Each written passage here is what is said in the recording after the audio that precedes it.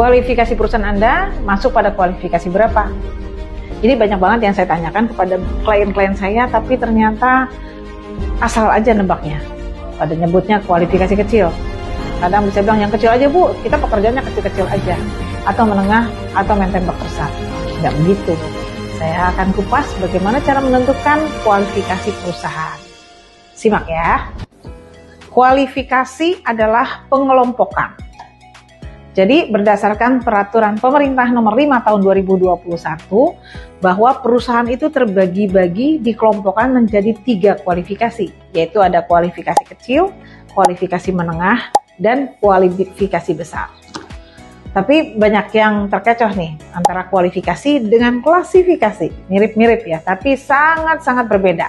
Kualifikasi adalah pengelompokan level daripada perusahaan, tapi kalau klasifikasi adalah bidang dan sub bidang yang di breakdown ya. Kita sekarang lagi bicara tentang kualifikasi.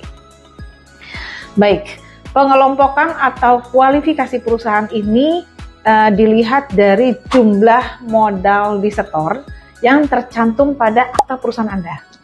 Ini jika dibutuhkan untuk mengikuti tender, maka yang dilihat adalah pada nilai kekayaan perusahaan Anda. Jadi kalau perusahaan baru dilihat jumlah modal disetornya pada akta perusahaan, tapi kalau perusahaan yang sudah berjalan, sudah running project, maka yang dilihat adalah jumlah kekayaan pada laporan neracanya. Pengelompokan atau kualifikasi perusahaan dilihat dari jumlah modal yang disetor pada kas perusahaan yang tercantum pada akta, yaitu pertama adalah kualifikasi mikro.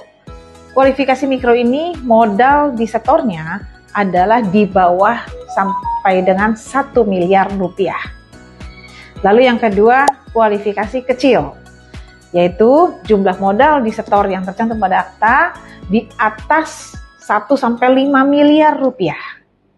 Kemudian untuk kualifikasi menengah, yaitu di atas 5 sampai dengan 10 miliar rupiah. Dan untuk kualifikasi besar, di atas 10 miliar rupiah. Dari penentuan kualifikasi ini, maka Anda dapat menentukan berapa sih proyek yang bisa dijalankan. Ya, nah ini bisa dilihat dari nilai kualifikasinya. Misalnya, jika Anda perusahaan dengan kualifikasi mikro, yaitu nilai proyek yang bisa dilakukan atau dijalankan maksimum sampai dengan 2 miliar rupiah. Kalau Anda masuk pada kualifikasi kecil, nilai proyek yang bisa Anda jalankan yaitu minimum di atas 2 sampai dengan 15 miliar rupiah. Kalau Anda masuk pada kualifikasi menengah, maka nilai proyek yang bisa Anda lakukan adalah sebesar di atas sama dengan 15 miliar sampai dengan 50 miliar rupiah. Lalu kalau Anda masuk pada kualifikasi besar atau Anda perusahaan asing, ya PMA, maka nilai proyek yang bisa Anda lakukan adalah di atas 50 miliar rupiah sampai dengan tak terbatas.